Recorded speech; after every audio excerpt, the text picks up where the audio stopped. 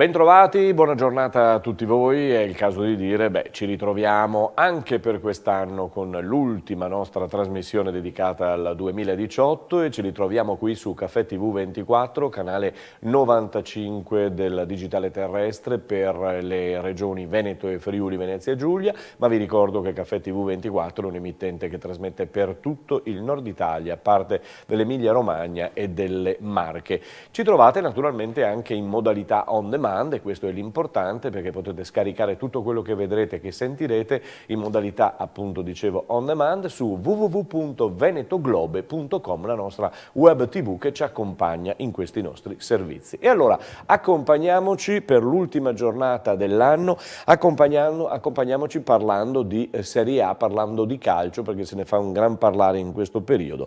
Sempre Juventus in testa dopo la vittoria contro la Sampdoria, sale la Roma che vince bene, tra l'altro a Parma, vince anche il Napoli 3-2 con il Bologna di Pippo Inzaghi che rimane ancora sulla propria panchina. Il Milan di Gattuso vince con la spalla, ritrova il gol anche con Higuaín e la Lazio poi impatta 1-1 con il Torino.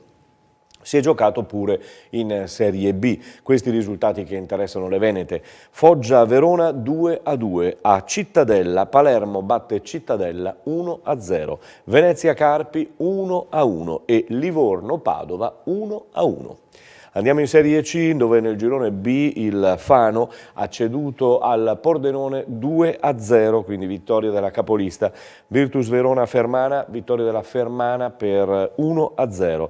Vittoria esterna anche della Triestina sul campo del Vispesaro per 1-0, mentre torna al successo il Lanerossi Vicenza sul campo del Giana Gorgonzola per 1-0. Si tornerà in campo adesso il prossimo 19 gennaio. Questo per quanto riguarda il calcio, che vedrà la ripresa per quanto riguarda Serie D, eccellenza e promozione, poi i campionati minori, tutti il 6 di gennaio, il giorno della Befana.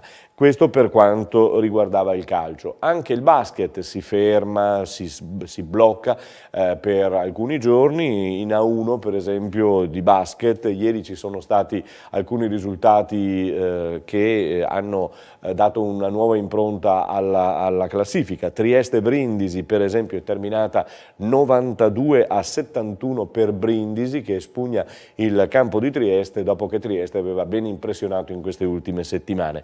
Perde e continua a farlo l'Umana Venezia con Reggio Emilia, ha perso a Reggio Emilia per 82-74, comunque la situazione è sempre con Fortitudo in testa a tutti, davanti a tutti, e per Milano, scusatemi, davanti a tutti, e Venezia in seconda posizione. Parlavo di Fortitudo perché sono già con la mente e con il nostro servizio alla TVB e alla A2 maschile. TVB Basket Treviso ieri sera al Palaverde, sconfitta contro Piacenza. Assigeco Piacenza fa un colpaccio, vince 93-87 al termine di una bella partita. Una TVB a cui manca la difesa, una bella partita per Piacenza, perché alla TVB, dicevo, è mancata la difesa ed è così sfumata la 9ª vittoria consecutiva. Sentiamo Capitan Antonutti ai microfoni della nostra Valentina Dalmas sul Palaverde.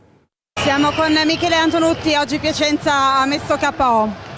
Bravi loro, non c'è niente da dire, noi superficiali, non intensi come sempre, e spesso quando le squadre vedono il sangue dopo si attaccano e non arrivi più a girare l'inerzia. Bravi loro, noi dobbiamo molto riflettere da questa partita. Bravi loro, vi hanno messo in difficoltà soprattutto dai tiri da 3 sull'area grande. Sì. Dopo ti ripeto, quando sbagli le cose iniziano a entrare 2 o 3 tiri, dopo il canestro si allarga spaventosamente. Dobbiamo farci il mea culpa di tutti noi e ripartire con più carica, perché adesso inizierà una partita, un turno molto duro contro Udine in casa loro, quindi rimbocchiamoci le maniche e parliamo poco. Appunto, prossimo turno a Udine, che partita sarà questa? Ma sarà una partita in cui noi dobbiamo riscattarci, dobbiamo recuperare i punti che abbiamo perso oggi. Dico, fa male vedere 93 punti dagli avversari in casa nostra, che è il nostro fortino. Ripeto, c'è tanto da lavorare dopo questa partita. Chiudiamo questo 2018 con l'augurio del 2019 di partire alla grande. Sì, alla fine è un anno positivo, a noi piaceva chiuderlo alla grande, avevamo lavorato bene per chiuderlo alla grande, però oggi abbiamo fatto un passo falso che deve riportarci tanta umiltà sul lavoro settimanale. Un plauso comunque al vostro pubblico che fino alla fine vi ha sostenuto, quindi un augurio anche a loro. Sì, un augurio al nostro pubblico, sono sempre speciali, sono sempre unici, ci hanno anche oggi applaudito fino in fondo. Ci dispiace non fargli il regalo di fine anno, ma cercheremo di ripeterci subito il prima possibile, magari alla Befana. E fare un regalo appunto con la Befana. Ci proviamo. Grazie. Un vero capitano, è il caso di dirlo, perché obiettivo al 100% Antonutti, che quindi vi aspetta e ci aspetta al campo di Udine per affrontare appunto Udine nella ripresa del campionato subito dopo l'ultimo dell'anno. Il Ponzano di basket Serie A2 femminile ritornerà a giocare il 6 gennaio, mentre chi ha giocato ieri è stata la Ruker Sanve di Marco Mian, che ha chiuso l'anno giocando e vincendo ieri a Crema contro la terzultima del girone, vincendo, dicevo, per 77-73. Grande gara dei ragazzi di Mian, che hanno disputato un eccezionale secondo tempo dopo che nel primo avevano veramente subito la formazione di Crema. Rimonta e poi grande vittoria sul finale di partita. Andiamo a parlare di volley femminile in questo caso, perché l'Imoco Volley Conegliano, le campionesse d'Italia, sono naturalmente ritornate da Busto Arsizio con una vittoria per 3-0 al termine di una buona gara che ha visto in rosa anche Miriam Silla, colpita dalla morte della mamma. Sentiamo l'intervista, o meglio sentiamo gli highlights che arrivano da Busto Arsizio per capire che partita è stata. Troppa Conegliano per Busto Arsizio, che cade ancora ed esce nuovamente sconfitta dal Palaia Mamai. Un 3-0 secco, quello con cui le venete si impongono, che lascia pochi spazi di replica per modalità di decisione. Le padrone di casa partono col freno a mano tirato e soffrono un inizio scoppiettante di Fabris. Nel seguito del primo parziale non c'è storia e le campionesse d'Italia giocano una bella pallavolo, facendosi trascinare da una Kimberly Hill incontenibile. Nel secondo set le Bustocche hanno una reazione d'orgoglio e riescono a rimanere a contatto per tutto il tempo. La sola Herbots, che predica nel deserto, però non basta e il 2-0 è servito grazie a un paio di turni in battuta letali di Fabris e Tirozzi. Anche nel terzo il canovaccio non cambia, Orro fatica ad entrare in temperatura e anche se Conegliano sbaglia di più, la sola Leonardi, orfana dell'acciaccata Gennari, non può fare miracoli.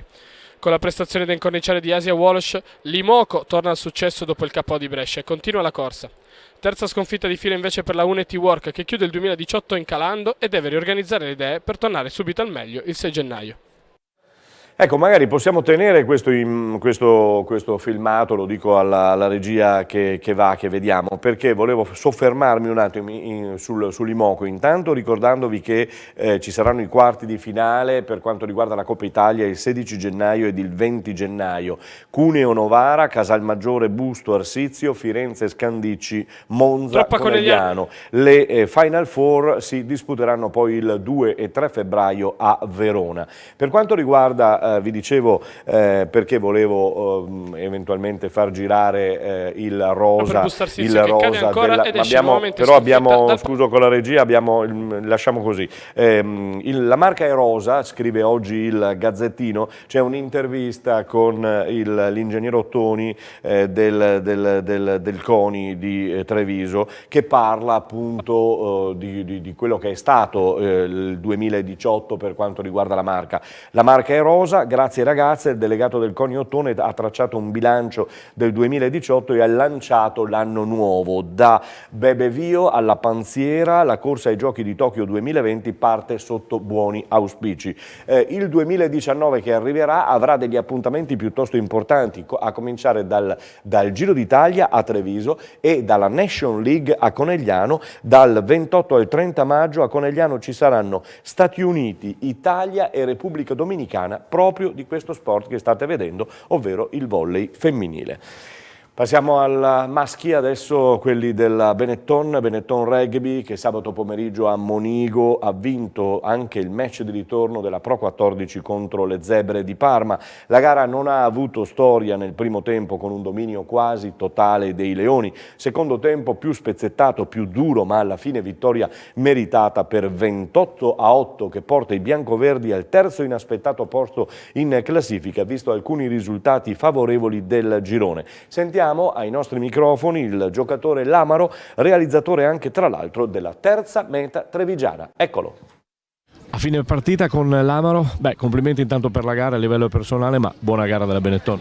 Sì, no, grazie intanto per il complimento. Sicuramente una buona gara, meglio della settimana scorsa. La settimana scorsa avevamo visto che avevamo subito tanto, diciamo, il possesso di palla, perché anche soprattutto il primo tempo almeno avevano giocato molto di più loro. E ci eravamo detti appunto di imporci soprattutto in quello, quindi nel tenere il possesso, nel fare fasi, e penso che oggi sia andata molto molto meglio. Sì, direi di sì, un primo tempo dove non c'è stata storia per le zebre e un secondo tempo in cui avete controllato.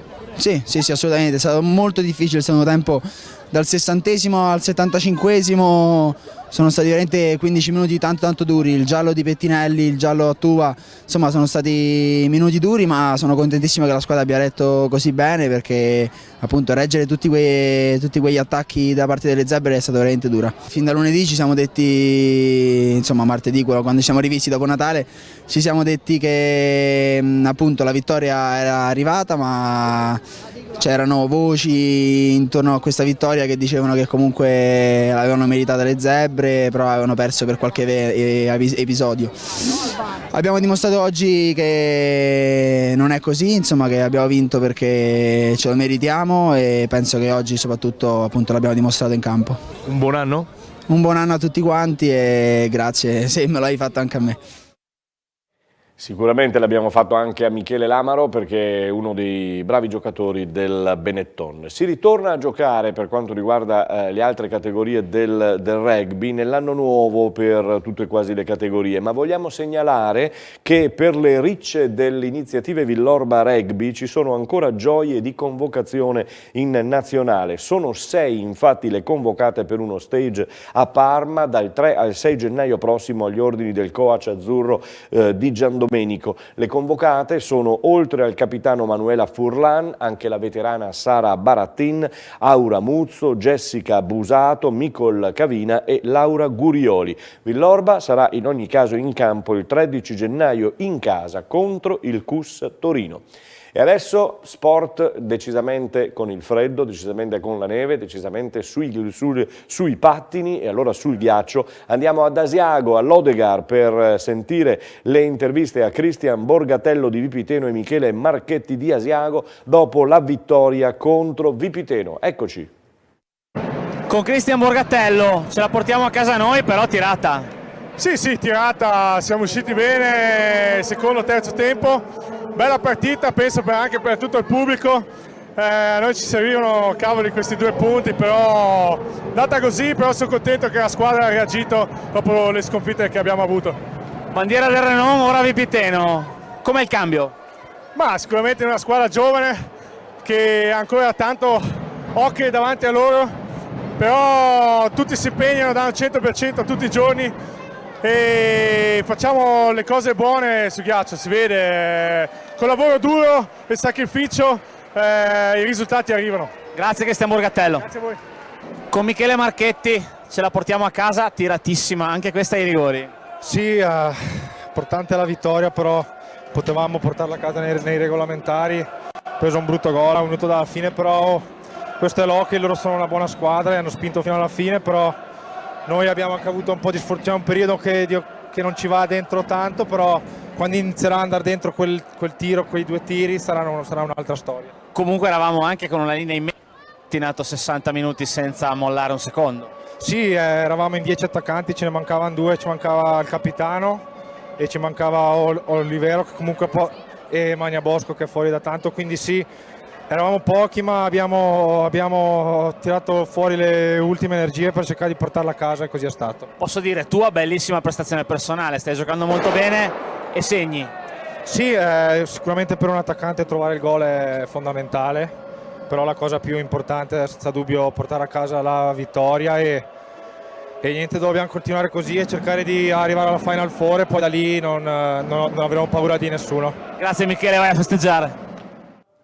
E ieri la Migros Asiago è ritornata sul ghiaccio a Collalbo, purtroppo perdendo per 5-2, quindi è un finale di stagione, un finale di anno non fortunato per l'Asiago.